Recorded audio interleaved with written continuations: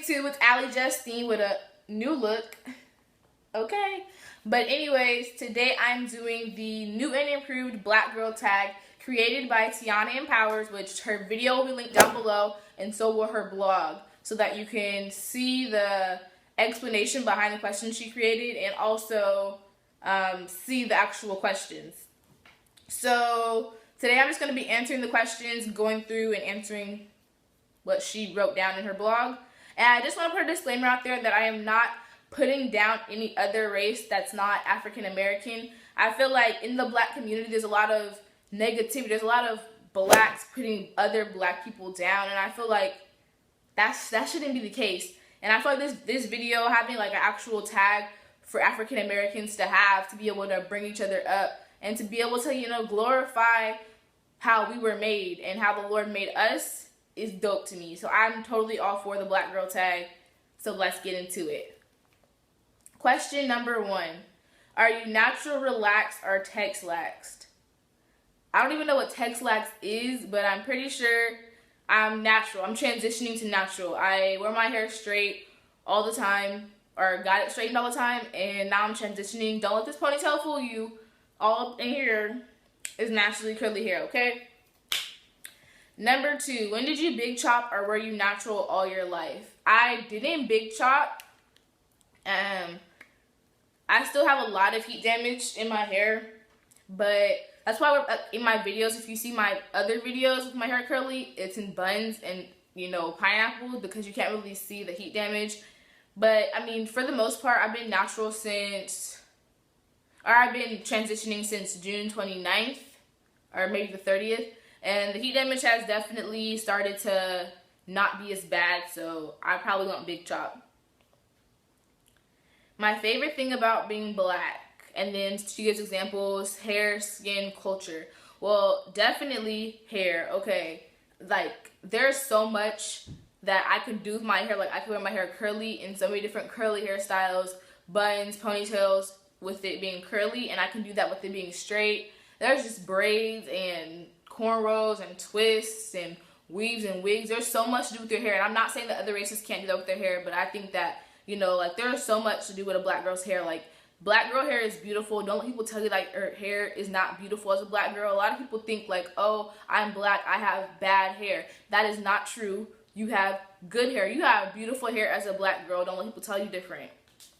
I also love like melanin, like our skin tones, because can we just take a second to appreciate how good yellow looks, and orange, and, like, you know, bright colors come through melanin. Number 4, what black women do you relate to the most, fictional or non-fiction? And then it says, i.e. Olivia Pope, Laverne Cox, or Solange. That's a hard one. Not even. Do I relate to the most? Let's see. Who do I relate to? I'm gonna say Beyonce.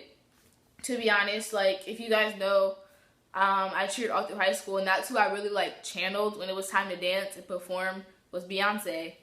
I love her, like, her energy, her enthusiasm. I heard things that like, oh, she's rude, she's this, but that's just one person's truth against her truth. But I feel like, you know, she's a hustler, and she's fierce, and I relate to that. When do you feel the blackest? Around family, friends, or white people? I don't know. I guess around family, because all my family is black. I don't know. I never really. Actually, I will say that for kindergarten through 8th grade, I went to a predominantly Caucasian school. So I guess in that time, I didn't really feel it like that. But now that I'm older and I really know who I am, I know my ethnicity, and I'm confident in myself, I feel the blackest all the time, I guess. I don't know. Box braids or twists? I like the look of box braids, but I feel like twists don't take as long. Like, if you gotten your hair done, you know you'll be sitting for a cool little minute, and twists, I feel like you're not sitting as long with twists. But I could be wrong. For my experience, I wasn't sitting as long when I had twists. Number 7. And I'm going to skip some of these questions that I don't feel like apply to me or that I have an answer to. So if you hear me skipping numbers, that's why. Which Real Housewife of Atlanta do you connect with the most, past and present? I don't watch that show, but doesn't Nene have her own store or something like that? Like, isn't she like she's a businesswoman, right? I think she is. I'm not sure, but I think on Instagram I saw she had a store, and I'm gonna say Nene because that's the hustler. Like, to be able, I don't know if she's still on the reality show, but she's obviously making money from her store enough that she's not broke where the only check she's depending on is coming from the show. So I think I'm gonna say Nene because she's hustling. I think, don't quote me on that, I do not watch the show, so I don't really know. Okay, number 9, have you been forced to stay up looking for your bonnet before bed? Every day. I sleep so bad, so when my hair was straight, like when I used to get my hair straightened and pressed and stuff like that from the shop, I would wrap my hair at night and then put a scarf on and then a bonnet on top.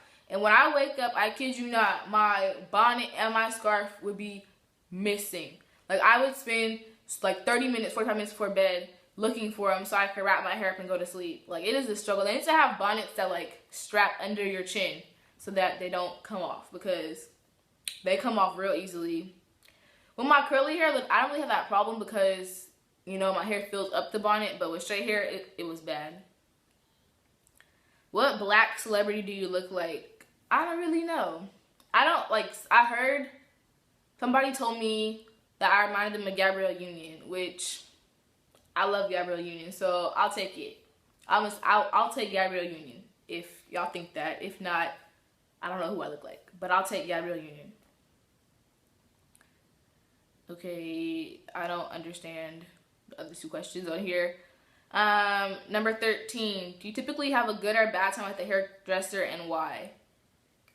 It depends. I feel like it all depends on customer service and the outcome of my hair. I feel like if I go to the shop, I have an appointment this time, I get seated by my appointment time, and I get in and out, then I'm cool. But when I have an appointment at 10 and I'm not even getting washed till 11:45, and then I'm in the shop until like 3:30, that's kind of like, this isn't a good time. But yeah, that's pretty much it. Number 14, how many combs or brushes have you broken? I honestly don't count. Like, I just break them and keep them moving, get another one. I do like the blow dryer, the blow dryer attachments. I think on one of them we had all the little combs were broken because I have thick hair and it's the struggle.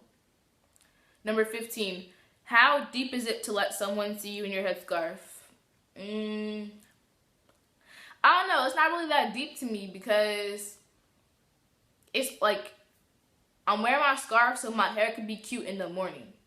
So, I mean, you see my hair at its best and you see what it takes to get it to be its best. So, I mean, it's not that deep. Like, if somebody FaceTimes me at like 10 something, that's past bonnet hours. So, I'm going to have a bonnet on and I'm not going to really care.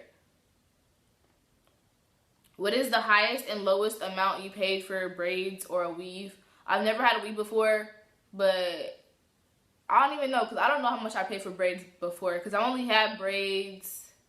I've had braids twice and twists once. No, I had braids 3 times and twists 1 time. So, but I don't really know like the prices. I don't really remember. Do they have foundation? Do they have your foundation shade at the local drugstore? They do, but everyone's always buying it up. Like, when I get there, there's always 1 355 coconut left. 1. Or none. And then I have to go to the next drugstore, which is like down the street, to get it. So, yeah. But one thing I will say is a lot of companies need to step it up when it comes to having black girl shades in foundation. Like, it is not... Come on, guys. Let's have foundation for everybody's shade. Number 18, do you hear the phrase "not your real hair"? If so, when? All the time. I told you before that I went to a predominantly Caucasian school from kindergarten to 8th grade. So before I cut my hair before prom, I had a pretty decent length hair. And everyone just didn't understand how a black girl could have long hair. Like, that's the thing. People don't understand that because you're African American, your hair can be long. Like, your hair can be nice and straight and pretty. Okay? Like, it's not rocket science. But yeah, people used to ask me that all the time. People are like, oh, is that yours? Oh. Yes, it's mine. I mean, this ponytail right now is not mine, but that's a different story. Is there anything about your features that are considered more masculine because of your complexion? Personally, for me, no, because I'm 5'1" and like 124. So I'm pretty like small, I guess, but I have heard of other darker women like saying like who had like broader shoulders being considered masculine, and I don't know about all that, but I have heard of it. Do you go to a predominantly white or black school? So like I said, kindergarten through 8th grade, predominantly Caucasian. High school was predominantly Latino and Asian, and then my college is pretty diverse, so yeah. Were you always confident in wearing your natural hair? Psh, no. Like, I still don't wear my natural hair down to this day because, honestly, I'm still trying to learn what I'm doing with my natural hair in the first place. But it's kind of hard when you have natural hair because when it's wet, it's nice and manageable and, like, you know, sleek. And then when it's dry, it's like, and that's hard because when you're going to school, I mean, you don't want your hair, like, all out here and unmanageable. So I think confidence comes with time. Do you have support from anyone while you're transitioning? Yeah, I don't know. I don't really know how you support someone who's transitioning from wearing their hair straight to wearing their hair natural. People appreciate it. And I will be having a natural hair journey video coming out soon, so stay tuned for that. But I guess people support me. I don't know. Favorite edge control? Carol's daughter, hands down. Best edge control out there. I'll link it down below. It says one has to go. Collard greens, cornbread, yams, baked macaroni, and cheese. If y'all know me, you know I do not like macaroni and cheese, period. That is too much cheese. That is, I don't like macaroni and cheese, period. So that can go. I'll keep the greens, cornbread, and yams. We solid. My hair type, I think it's 3C, 3B, 4A. I don't know. One of those three textures or four I named. I don't really know. I'm not good at like natural hair textures. I just know my hair is curly. Name 4 hood black movies. Set It Off, Coach Carter. Is that a hood black movie? I don't know. Is He Got Game, is that a hood black movie? Because it could be, oh, Friday. That's a hood black movie. That's 4 right there. So there you go. 4 black movies. Hood black movies. I don't know. What makes a black movie a hood black movie or like a regular black movie? Let me know. How do you feel about interracial couples? If that's what you love, or I don't say what, if that's who you love, that is who you love. Who am I to judge you? So that is the new and improved black girl tag. Everything will be down in the description box below. Don't forget to subscribe, thumbs this video up, and turn on post notifications. If you want to keep rocking with me and see my videos, do so. Thank you for watching.